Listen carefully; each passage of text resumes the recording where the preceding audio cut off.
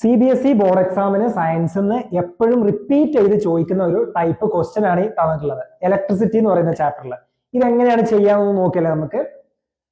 ഈ സർക്യൂട്ട് നോക്കുക, total resistance of the circuit. അപ്പൊ ഇവിടെ രണ്ട് സ്റ്റേജ് ആയിട്ട് തന്നിട്ടുണ്ട് അല്ലെ. അപ്പൊ നമുക്ക് ഇതിന്റെ എഫക്റ്റീവ് റെസിസ്റ്റൻസും കാണണം, ഇതിന്റെ എഫക്റ്റീവ് റെസിസ്റ്റൻസും കാണണം. ഇതിനെ ടോട്ടൽ നമുക്ക് R1 എന്ന് വിളിക്കാം, ഒന്നാമത്തെ ക്വസ്റ്റ്യൻ നമ്മൾ ചെയ്യുന്നത്. ഇതിനെ ടോട്ടൽ നമുക്ക് R2 എന്നും വിളിക്കാം.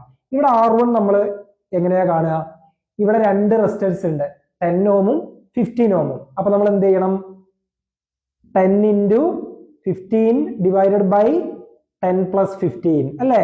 കാരണം പാരലൽ ആണെന്നുണ്ടെങ്കിൽ R1 R2 divided by R1 plus R2 എന്നാ വരിക. ഇത് നമുക്ക് എന്താ കിട്ടുക? 150 divided by 25 6 ഓം എന്ന് വരും. ഇനി അതുപോലെ പാറ്റേണിൽ R2 ചെയ്യുകയാണെങ്കിൽ നമുക്ക് എന്താ വരിക? 60 into 40 divided by 60 plus 40. അപ്പൊ 60 into 40 divided by 60 plus 40.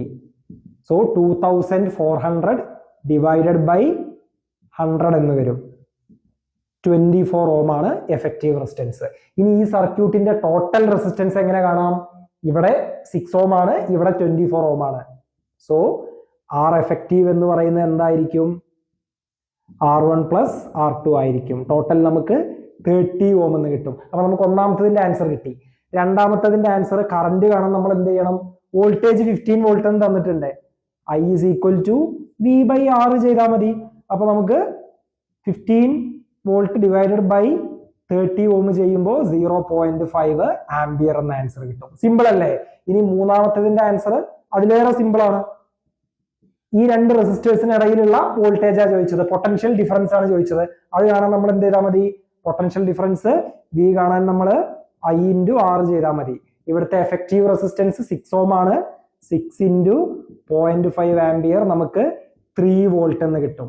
വളരെ സിമ്പിൾ ആയിട്ട് നമ്മൾ 3 ക്വസ്റ്റ്യനും ആൻസർ ചെയ്തു. അപ്പൊ ഇതുപോലെയുള്ള റിപ്പീറ്റഡ് ആയിട്ട് ചോദിച്ച ക്വസ്റ്റ്യൻസിന്റെ ആൻസേഴ്സ് ഇനിയും കാണാനും എന്ത് ചെയ്യുക? ഈ ഒരു പേജ് ഫോളോ ചെയ്യുക. അതുപോലെ നിങ്ങൾക്ക് ഏറ്റവും ബുദ്ധിമുട്ടുള്ള ചാപ്റ്റർ ഏതാണ്, പോർഷൻ ഏതാണെന്ന് എന്ത് ചെയ്യുക? പെട്ടെന്ന് തന്നെ കമന്റ് ചെയ്യുക.